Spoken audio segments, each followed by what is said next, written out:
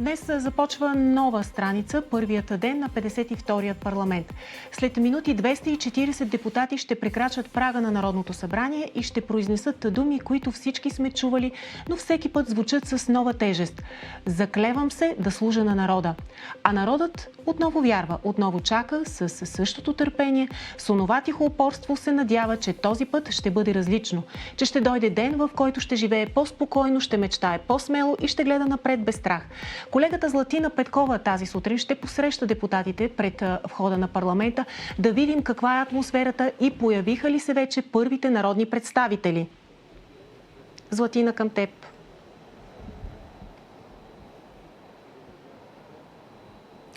Здравей, Кате, точно така. Да, здравей, намираме се, както ти обяви, пред входа на бившия партиен дом, който към момента е Народно събрание. Тук вече минаха първите народни представители, които ще влязат в 52-то Народно събрание. Вече знаем и едно от имената на заместник-председателите на Народното събрание, а именно госпожа Рая Назарян. Беше ни заявено, че тя ще бъде кандидатурата на ГЕРБ. Иначе преди малко тук мина Георг Георгиев, който заяви, че който не работи, той не греши. На въпрос защо всъщност парламентарната група на ГЕРБ този път е на второ място. Нека да спрем, защото на другия вход виждаме ППДБ. Моля, колеги, към... Ние от Демократична България ще бъдем силна и градивна опозиция. Ще подкрепяме всяко едно добро предложение за разграждане на модела на завладяната държава. Същевременно обаче няма да сме тиха опозиция, няма да мълчим. Зорко ще следим всяко действие на властта. А не подведохте ли избирателите си, разделяйки с нощ? Нашата позиция беше, че трябва да регистрираме групата така, както сме се явили, с обща листа, т.е. обща. Наживо сте в ефира на BTV, с това ще ви помоля отново да повторите. Опасно ли е това, че ППДБ се разделихте в 52-я парламент и колко силна опозиция ще бъдете двете формации? Готови ли сте да работите заедно за това да бъдете коректив на новото мнозинство? Вчера от наша страна това решение беше определено като грешка. Същевременно ние с колегите от Продължаваме промяната имаме общи цели и вярвам, че ще проявим разум и ще намерим път за ефективно взаимодействие. От кога е да намерите общи цели и допирни точки с партията на Рада? Защото кметът на Варна е там. Да видим какво ще коментира. Много е динамична ситуацията. Протестите подкрепиха Рада. Смятам, ясно се видя, че резултата на Продължаваме промяната Демократична България също се е покачил. В крайна сметка хората избират към... Защо не избраха вас? Къде сгрешихте? Заради Петрохан? Друга ли беше грешката ви? И защо сега се разцепвате? Да? Всичко заради егото. Продължаваме от другата страна. Отново включваме Атанас Атанасов. Разбира се, другите сфери и много зорко ще наблюдаваме поведението на управляващите. Гласовете на опозицията няма да трябват на мнозинството, но в крайна сметка вашата парламентарна група за или против предложението за председател на парламента на Прогресивна България ще бъде? Ще видите вътре в залата. Благодаря ви. А предложението ще подпишете ли, което продължаваме промяната вчера? Благодаря на колегите. След малко отново ще ги включим. Тук при нас е Виктория Василева, опитен политик и икономист. Здравейте. Първите ви впечатления. ППДБ като че ли не могат да обяснят какъв разрив се случва при тях? Ами, лично аз не съм изненадана от това, което се случи в тази коалиция, защото аз го очаквах доста по-рано да се случи. Дори очаквах, че може би на предишните избори вече ще се еват по-отделно. Но те въпреки всичко запазиха тази, извинявайте, аз ще нарека коалиция Орел, рак и щук. Те помежду си не могат да си уточнят позициите по основните въпроси, какво остава да излязат с обща позиция като коалиция. Казват обаче, нека да чуем и Ивайло Мирчев в момента. Ние да сме предизвикали това разцепление, те не са гласували за отделни парламентарни групи и въпреки, че не искахме да са единни, днес влизаме с различни парламентарни групи. Вие разбрахте ли аргумента на Продължаваме промяната? Че може хора в една и съща парламентарна група да гласуват и да мислят различно. Ето отново виждаме, че някакси се измъкват. Казват, че това е хитър ход. Ще имат двама заместник-председатели, ще имат повече председатели на групи.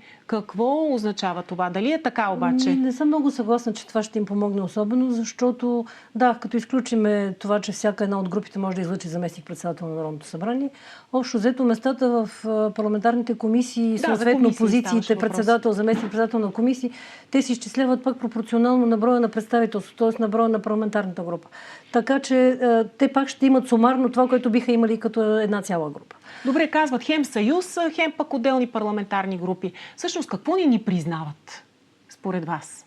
Нямам представа какво не ни признават, но когато една коалиция започне да излъчва повече скандали, отколкото конкретни някакви политически послания и политики, това означава, че това отива към своя край. И както виждаме, то абсолютно логично доведе до тази Големият стъпка. въпрос е обаче това разцепление дали ще рефлектира върху желанието да се смени Висшия съдебен съвет, където трябват 160 депутати. Очаквате ли, че там може да има някакъв разлом? Точно тук е тънкия момент, защото, както аз вече го казах в няколко други интервюта по-рано, избора на Висш съдебен съвет и респективно Висшия съдебен съвет, избора на нов главен прокурор, това ще бъде доказателството за съвпадението между думи и дела. Защото Продължаваме промяната и Демократична България, които повече от сигурно 15 години върху това градят цялата си политическа кариера, правосъдна реформа и така нататък. Добре, нека да чуем. Благодаря. Колеги, тук има място. Здравейте, господин Василев, колко опасно е това, че сега Продължаваме промяната и Демократична България ще бъдат две самостоятелни групи и понеже те не разбраха аргументите на Продължаваме промяната, дали бихте могъл да ги артикулирате? Аз мисля, че най-важното в днешния ден е за какво всеки един депутат ще работи. Клетвата, която полагаме, е много ясна. Да се ръководим във всичките си действия от интересите на народа. Ние много ясно сме заявили за какво ще работим в този парламент. Първият приоритет е незабавен избор на Висшия съдебен съвет. Втори голям приоритет е голям антикризисен пакет. Защо се разделихте? Заради места в комисиите, заради възнаграждения на председателите? Каква е причината да се разделите? Абсолютно нищо от това.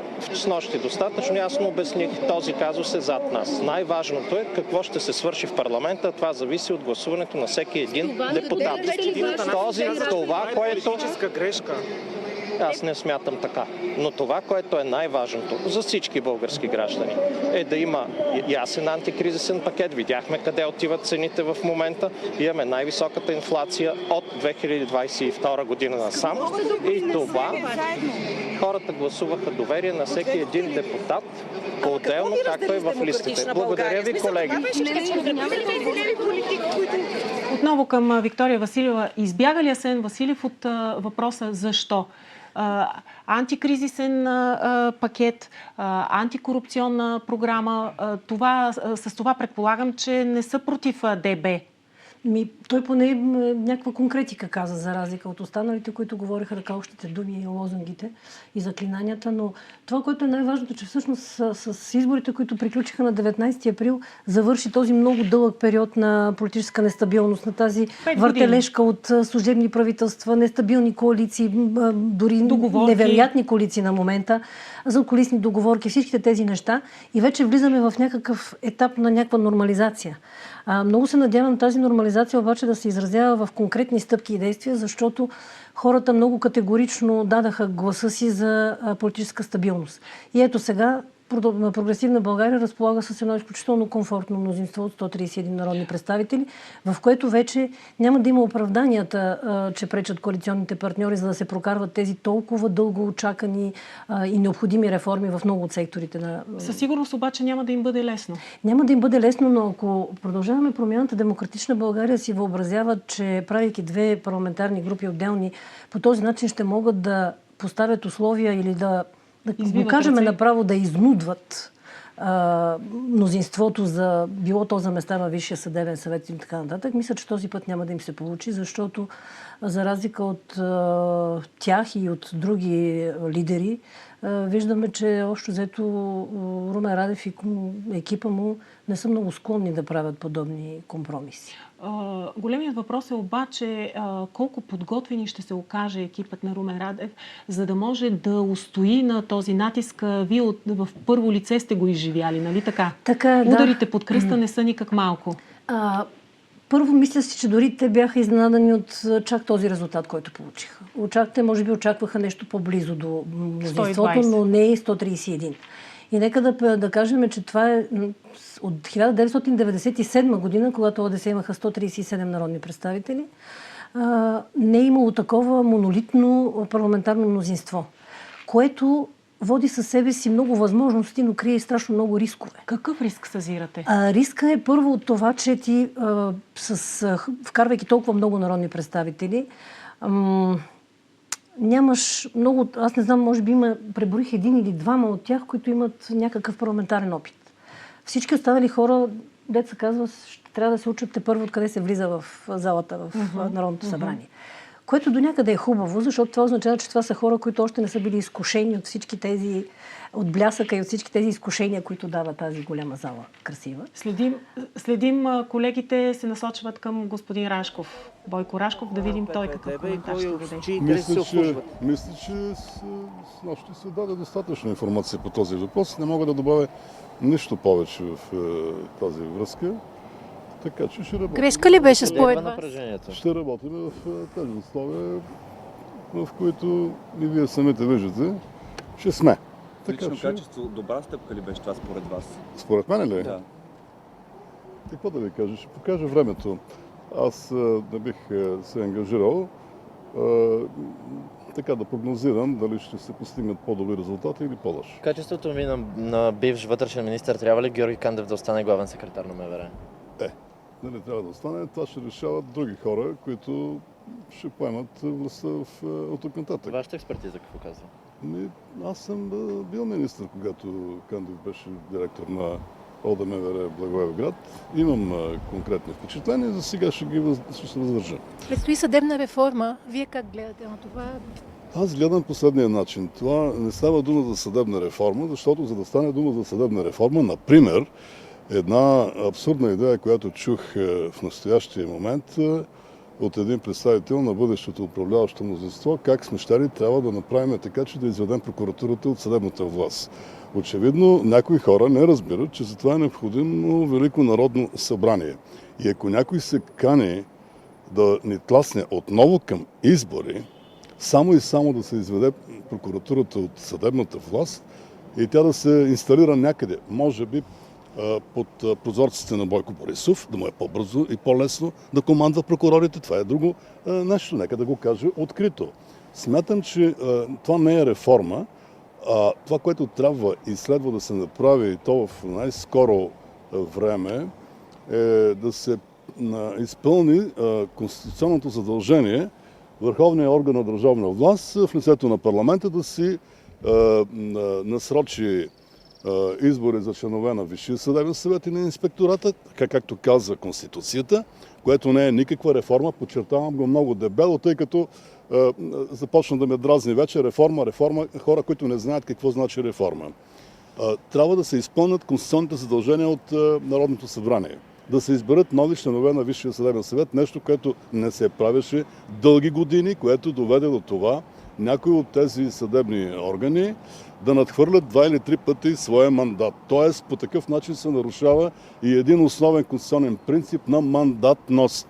Правилата, по които се избира обаче ВСС, защото вчера изпълняващия длъжността, всъщност министър на правосъдието служебния, каза, че трябва да се променят и самите правила, по които се избират членовете на ВСС, а не само хората. Разбира се, че ще трябва да се променят правилата, ако някой има конкретни оценки, че тези действащи до момента не са адекватни на днешното време. В това няма спор, но ние говорим за главното. Не за процедурата, по която ще бъдат избрани, не дали ще се направи или няма да се направи една номинационна комисия, която ще оглежда, включително и с ваше участие, може би с недържавния сектор и така нататък, отделните кандидати да дават становище. Това е друга тема. Основното, което лежи върху парламента, е да се изпълни конституционните задължения. И тук няма значение кой е от ГЕРБ, кой е от Прогресивна България и така нататък. Това е задължение на този държавен орган, благодарение на чието бездействие години наред. Съдебната власт е един, извинявам се за неакадемичния израз, батак. Отново с Виктория Василева. Така ще бъде през цялото време. Кажете ми, как се оправя този батак, за който говори Много е прав господин Рашков, когато говори за този батак, но нека пак и да направим тук една корекция. Всички говорят за съдебна реформа, а това не е правилният термин. По-правилно да говорим за правосъдна реформа, защото съдебната реформа означава, че ще реформираме само съда ли. Когато реформираш една система, ти реформираш цялата. Това е така наречената правосъдна система.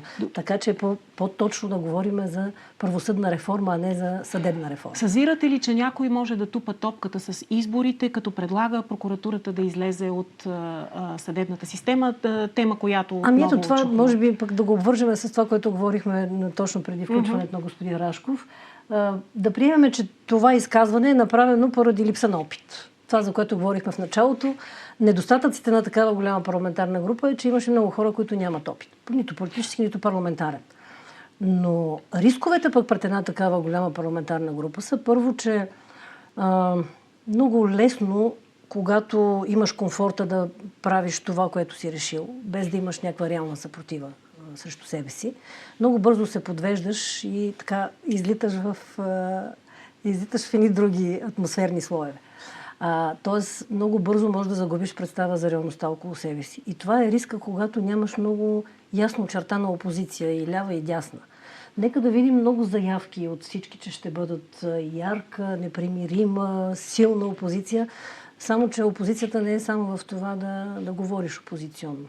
В това е да предлагаш алтернативни на решенията, които са предложили управляващото мнозинство.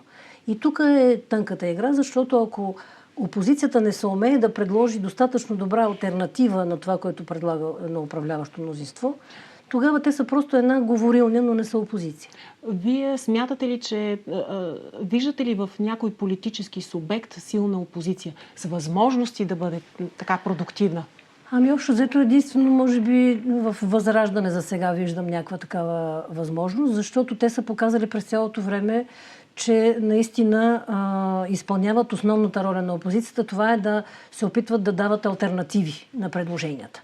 Докато повечето от останалите са опозиция само на думи в пленарна зала по време на дебати. И там вече се отприщват съвсем други процеси, но не е опозиция. Защо обаче не споменавате ГЕРБ? Това са опитни хора. Знаете, че има експертиза в тази група, независимо от всички пороци, които изтърпяхме върху гърба си през последните години. ГЕРБ, може би, защото пък те са доказали през времето, че са прекалено гъвкави в това отношение и те могат да се нагодят спрямо това, което е необходимо да се случи. Което не ги прави реална опозиция, защото те в повечето случаи едва ли ще предложат алтернатива на това, което предлагат управляващото мнозинство. Според мен в повечето случаи те ще гледат да бъдат така по-близо до допирателната, за да не си създават излишни проблеми в лицето на бъдещото правителство, може би. Прогресивна България като че ли негативи понесоха заради изказването на генерал Румен Радев, че не е най-важният въпрос, а темата за махането на охраната на Борисов и Пеевски. Грешка ли беше това? Може би грешка беше начинът, по който го каза. Ако беше добавил, че ще бъде махната охраната на Пеевски и на Борисов по закон, т.е. с законови средства, тогава мисля, че никой нямаше да го опрекне. Но така остана да виси в пространството тази реплика, все едно, че това не ни е първата грижа, наистина няма да се занимаваме с това. Според мен те държат всяко нещо да бъде направено по закон и по процедурите на закона. И съдя по това от изказването на генерал Румен Миланов, който каза, че първо ще прегледат всички доказателства, основанията, на които е сложена тази охрана и така нататък, и тогава ще решат. Което означава, че ти си поставяш на първо място законовите основания и процедурите, а не чисто политическия пиар ефект от това да махнем охраната на двама души. Можеше ли обаче те да разширят темата, тъй като се казва в закона, че има определени основания, но основанията ги разглеждат субективно няколко човека от въпросната комисия, която преценява. Не трябва ли да се прецизира закона така, че да са ясни кои са тези основания и никой да не си дава право да прави разширение или къси тълкования? Абсолютно сте права, защото това позволява субективно обективно тълкуване Точно на нормите така. на закона. И ще ви дам за пример, мисля, че беше в 46-то Народно събрание. С госпожа Ива Митева предизвикахме едно заседание на Комисията за контрол на специалните служби, в което поискахме изслушване на председателите на Държавна агенция разузнаване, на НСО и на ДАНС, и на МВР включително. Всички се явиха, защото не искахме да разбереме какви са основанията да бъде поставена охраната на Бойко Борисов. И какво стана интересно да разберем? Основанията бяха повече от комични. Дори самите шефове на службите се чувстваха неудобно, когато трябваше да ги защитават пред комисията.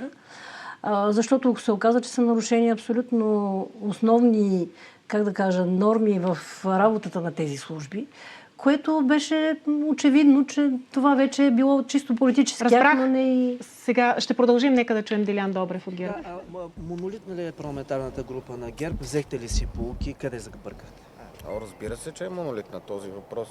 Не разбирам дори защо го задавате. Модерен е след вчера. След вчера е модерен, да. Съжалявам за колегите. И заради кмета на Стара Загора също. Това е разбираемо. Това трябваше да се случи още 21 година, защото едната партия е лява, другата партия е дясна. Те просто бяха в някаква шизофренна ситуация до сега, защото гласуваха левите бюджети на Асен Василев уж дясна партия. Възможно ли е сътрудничество с Прогресивна България? Между ГЕРБ и Прогресивна България. България. Тези въпроси са за началници. Аз не съм началник в нашата партия, така че задайте ги към някои Какво от наложи това ръководителите. Живко Тодоров да си тръгне, бивши кмета на Стара Загора? Така, решил и си е тръгнал. Какъв бюджет очаквате вие? Ляв, десен? Какво очаквате като мерки? Какъв трябва да бъде? Трябва да бъде със сигурност в рамките на 3% бюджетен дефицит и трябва да се овладеят харчовете и автоматизмите, които бяха заложени през последните години в заплатите. Виждаме, че от вчера вече има новини за висока инфлация в страната, т.е. служебният кабинет изпусна инфлацията и тя гони 7% по прогноза на НСИ, така че правителството първо трябва да вземе мерки в посока овладяване на инфлацията. Това става с премахване на автоматизмите в бюджета, защото ако те останат, това означава още по-големи разходи за социални плащания и заплати и още по-висока инфлация. Само че Асен Василев каза вчера, че бюджета за месец април е на 0. Вие вярвате ли му? А вие? Вие вярвате ли му? Никога не съм му вярвал и ако проверите, ще видите, че пак аз съм прав. Справи ли се правителството на Росен Желязков с бюджет от миналата година? Говори се в момента за 3,5% дефицит. Бюджета за миналата година беше огромно предизвикателство, защото в него бяха заложени свръхочаквания за приходите. Тези свръхочаквания за приходите до голяма степен се случиха, така че можем да поздравим кабинета Желязков. Благодарение на добрата работа на кабинета Желязков, ние влязохме и в еврозоната. Какво означава, че ГЕРБ се завръща към своя антикорупционен модел, каквото заявихте на вашата пресконференция? Питайте Живко Тодоров, това са негови думи. Госпожо Василева, съзирате ли доза цинизъм в това да ни обясняват какво трябва да се направи за 3% дефицит, да се овладеят харчовете и така нататък, след като властта само до преди няколко месеца беше в техните ръце? То е трудно, освен цинизъм, да не видиш нищо друго в тези подобни изказвания, защото те винаги са подхождали в позицията на ние сме единствените, които знаем как се случват нещата. Дори преди време се шегувах, че историците трябва да променят летоброенето. Вече трябва да бъде не преди новата ера и след новата ера, а преди Бойко Борисов и след Бойко Борисов. Защото човек остава с впечатление, че в нашата страна преди ГЕРБ не е имало България. Всичко започва, летоброенето започва откакто се е появил Бойко Борисов на власт. Техните управленски възможности ги видяхме всички. Но ми е интересно сега как ще коментират, когато вече стана публично ясно, че данните за инфлация и всички останали показатели, по които България трябваше да изпълни критериите, за да влезе в еврозоната, се оказаха фалшиви. И сега ми е интересно да видя... Ама какво ви е интересно? Ето виждате какво е поведението. Не, вече ще се наложи вече да коментират конкретика. Как са допуснали България да стане член на еврозоната с фалшиви данни за инфлация и всички останали показатели? Дали ще има обаче кой да им потърси отговорността? Защото едва ли тук Европа ще го направи? Тук опираме всъщност до голямото очакване, което хората категорично изразиха, отивайки да гласуват на 19 април. Хората вече не са склонни да чакат. Това е най-голямото предизвикателство пред управлението на правителството, което, надявам се, може би, още следващата седмица ще бъде излъчено. Защото ако до сега хората бяха склонни да дават макар и минимален някакъв кредит на време и на доверие на новоизбрано правителство, мисля, че спрямо това правителство хората няма да имат този толеранс от доверие и време. Те искат резултати сега и веднага. И най-важното е, че те искат да видят от някъде, макар и мъничко, че започва да се възстановява някаква относителна справедливост. Да има вече някой наказан. Да е ясно, че някой носи отговорност за нещо в тази страна. Защото не е възможно след толкова много проблеми, скандали, корупционни скандали и всичко останало, винаги накрая да се оказва, че няма виновен. Колективна безотговорност. Видяхте ли отношението на Делян Добрев към напускането на Живко Тодоров? Да, той така си е решил. Стара Загора, така си е решил. Все едно запомнете ми думата, още преди 2 години направих една прогноза в сутрешния блок на BTV, че рано или късно ГЕРБ ще ги настигне същото, което настигна ДПС. Може би не под същата форма, т.е. да се разцепят на 2 формации или на друго, но особено мисля, че след 2 години местните избори, които предстоят в България, това вече ще бъде окончателно залез на ГЕРБ. Защото когато започнеш по този начин да коментираш колегите от собствената си парламентарна, от собствената си партия, които са участвали в изграждането на структури, които са участвали въобще в изграждането на лицето на тази партия, и той така си решил напуснал. Това означава, че не са си взели поуки дори от собственото си поведение. Ако онзи ден на закрито заседание са обсъждали проблемите и на къде вървят и защо се сринаха, поведението на Делян Добрев като че ли показва, че поуки няма. Включително и заради неговото поведение. Според мен е част от лошия резултат на ГЕРБ и на много други негови колеги. Кажете ми, как си обяснявате? Лидерските партии и лидерите като че ли предпочитат да се обграждат от хора, които да им говорят само хубави неща. Някакси на тази динена кора бяха сложени не една и 2 политически формации. Включително и ИТН, нека да си го признаем. Възможно ли е това да се случи и с ГЕРБ? С ГЕРБ... Възможно ли е някой да претъпява сетивата на Борисов, който знаем, че имаше инстинкт за самосъхранение? Ами вижте, това смисъл да коментираме ГЕРБ и Бойко Борисов, мисля, че вече е абсолютно безмислено, защото сме видяли абсолютно всичко, което може човек да види за едно политическо поведение от един лидер. Така че това си е изключително негова работа, какво ще си прави със собствената си партия, но по-скоро е важно хората около Румен Радев да не започнат да действат по същия начин. За да не се превърне той в същия провален лидер, в какъвто се превърнаха много от останалите. Бившия шеф на МВР. Каква ще е ролята на вашата партия в 52-я парламент? Така са решили хората, така са гласували. Нашата роля е ясна, каквато са ни отредили избирателите. Какви са най-важните приоритети според вас и как може да колаборирате с партията на Радев? В един парламент, в който една партия има пълно мнозинство, от тук нататък предстои да видим как ще си подрежда парламентарната група, парламентарните приоритети, правителство и така нататък. За нас очевидно е отредена друга роля. Така че от тук нататък очакваме решаване на проблемите в държавата. Те казаха, че ще разграждат модела ГЕРБ-ДПС. Това казаха от Прогресивна България. Първо да го дефинират този модел, па тогава вече да разграждат какво ще разграждат. Справи ли се Емил Дечев като министър? Няма такъв модел. Има държава, която трябва да се управлява. Има кризи, които трябва да се адресират. Има решения, които трябва да се взимат. Ще остане ли един на групата на ГЕРБ? Защо да не остане? Естествено. Живко Тодоров, той напусна ръководството. Той си е в ГЕРБ първо. Второ, той не е бил част от парламентарната група на ГЕРБ. Не знам, що за въпрос това изобщо.